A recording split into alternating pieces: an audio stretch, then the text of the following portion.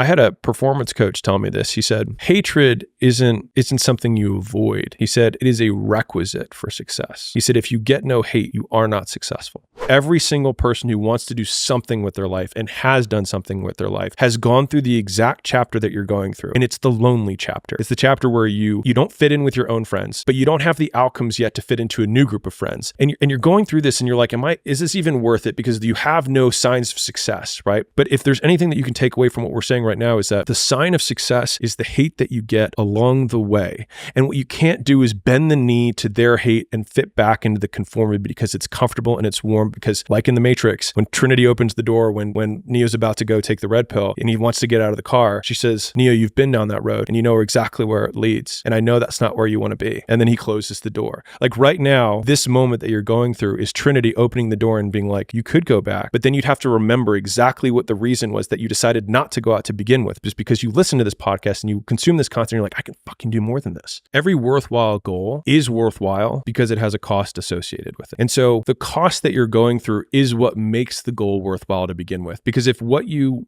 we're setting out to do were immediately available to you, then it would mean it would be immediately available to everyone, which means it wouldn't be worthwhile. So the very fact that it's difficult is why it is worth doing. And so like, we can't resent the price tag of the shoes that we want to buy. We just have to make the decision of whether or not we want to pay it. If I was talking to 2013, 2012 Alex, I would have rejected that notion. Not like the concept of even being a fan of myself was so foreign to me, it wouldn't have been real to me. And so I will tell you what that Alex internalized, which was that I didn't need to deserve success, but I could still have it if I did the things that created success. And so it felt like a cheat code where I was like, I can actually be a shitty person and horrible and suck at everything. But if I still work out and I still eat this way, I can still look this way, even though I don't deserve it. And that was like the first, it actually felt like, I was like, for anybody who hates themselves, you can hear me. That was like my first big shade, my first solace, my first foothold that I started getting on success was that I didn't need to deserve it. I could still have it anyways. There's this big movement around self-acceptance. And I want to say that I wholeheartedly reject it. You accept outcomes and you accept circumstances. You accept the fact that you were dealt whatever hand you were dealt. You accept that you're 5'8". You accept that you're black. You accept that you're a woman. That's accepting. You trying to rebel against that is you trying to fight the universe, and the universe is going to win every time. But in terms of you framing acceptance as saying that I am comfortable with who I am and I cannot be better and I must be satisfied with that, is the biggest embodiment of failure that I can imagine. Is that it's almost egotistical.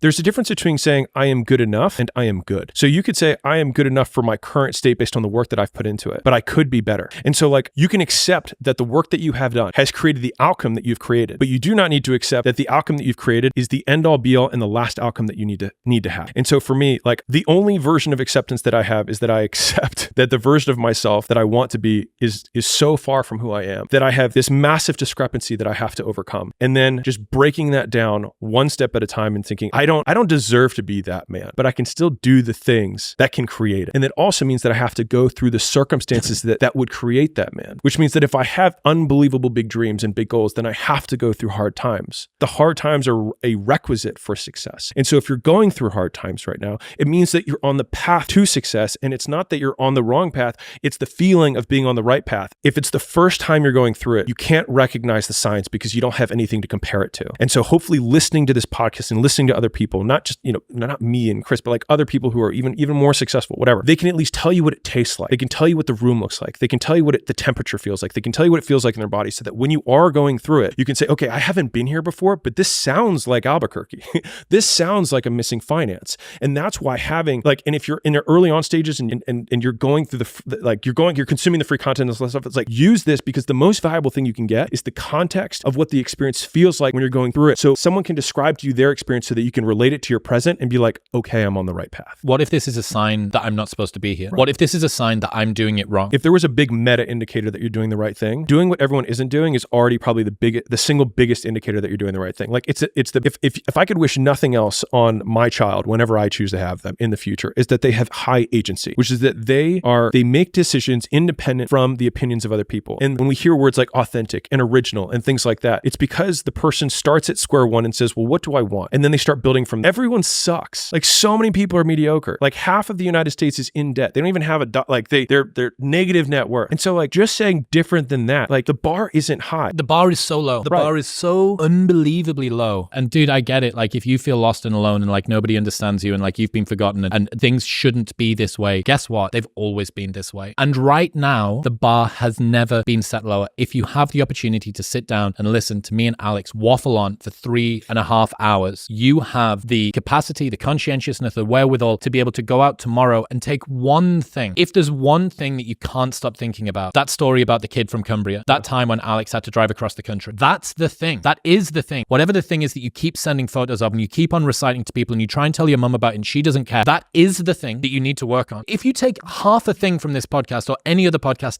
and you work on it for a month, you have made so much progress. And do you understand how blessed you are to have this opportunity? You could have been born in the Middle Ages before the Gutenberg printing press, when they wouldn't even give you the Bible in the common language so that you had to go through the priest to be able to have a relationship with God. Right now, you can search for whatever it is that you're dealing with, find the greatest minds on the planet, listen to them, and then the next day implement it. And you move not only yourself, but you move the world around you. You get to nudge yourself and the rest of the world in a direction that you want to go, and you get to feel proud about it, and it's within your control. You have never been more blessed. Choosing the plan isn't hard. Doing the plan isn't hard. Sticking to the plan is hard. Charlie Munger said, the money isn't made in the buy, and it's not made in the sell. It's made in the wait. And that like, I just feel like that's such an elegant way of thinking about it. It's like the hard part about the plan is sticking to the plan. Like the plan wasn't bad. Your first plan was good because it's easy to go say, I'm going to work out 3 days a week for the next year. And it's a good plan. Pretty good plan. It's a pretty good plan. And the interesting thing is that like a mediocre plan that's stuck to always outperforms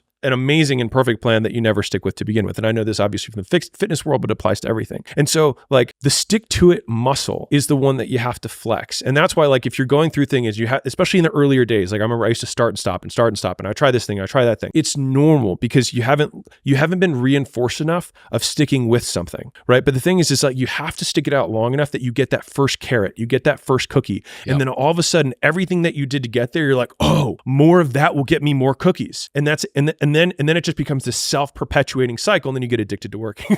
You don't have to feel good about it. You just have to keep going. The feeling will pass, but you will remain. You are greater than your feelings. Going to bed late and waking up early to work for a few days won't kill you. You're not going to burn out. You're doing what it takes. If you're one of those people that push work-life balance, just remember, the people who like working a lot don't care. I've never regretted trying harder at anything ever. Hard times last long, but an epic story feels like a lifetime. He was like, aren't you concerned about overtraining? And I was feeling a little pissy that day. And I said, bro, once you start looking like you work out, you can worry about overtraining. I was like, until that point, you don't need to worry about overtraining. I was being a little bit mean, but I think he did remember it and he did change the way he trained and he did gain muscle afterwards. So I felt okay about it. Now, the point of that little quip, right, was that what I explained to him is that your ability to recover from working out itself is trainable. So when you do more volume, your ability to withstand volume, your work capacity increases.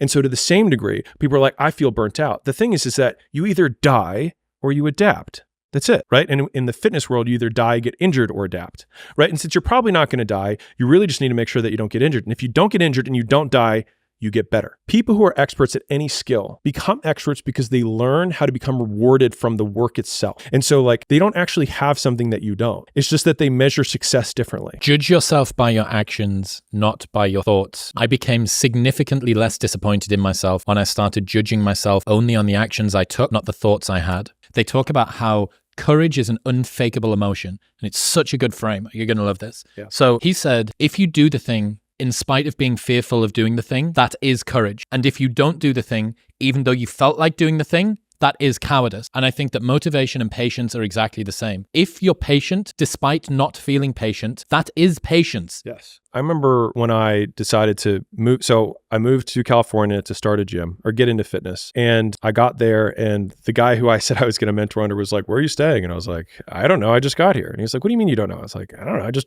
showed up. And so he said I could sleep at his place that night. The next morning went to the gym and he got on a chair and said, hey, who here is going to house this kid? And one guy came up to me and was like, I'll give you a room. So I rented one room in a house for $400 a month. And then when I left that room to start sleeping at the gym, which was an hour away because I couldn't make the commute, so I saved $400 a month. I remember being actually kind of excited about it. I remember being like, man, this is going to be a sick story. Yeah, this is my Rocky cutscene, right? But the thing is that the Rocky cutscene lasts 30 seconds in the movie, but it can last 5 years in your life. And probably the most painful from an emotional perspective experience that I would have on a regular basis was that it was also an abandoned enough parking lot that college kids my age, would go up and party on the roof. And so like while they were partying literally above my head and making noise that would prevent me from sleeping, I would be down below in a dark warehouse in a city that I knew no one. I was from Baltimore. I drove across the country. I went to Huntington Beach. I literally knew no one and no one knew me. And so I'm sleeping there. And then I realized that I can't really sleep at night. And so I'm living on naps for the first 6 months of the gym. And like homeless people are sleeping in my parking lot and I have to like go out and tell them to like go away. And then I get back, lock the door, and I go back on the AstroTurf, which is where I slept with a blanket and a pillow. And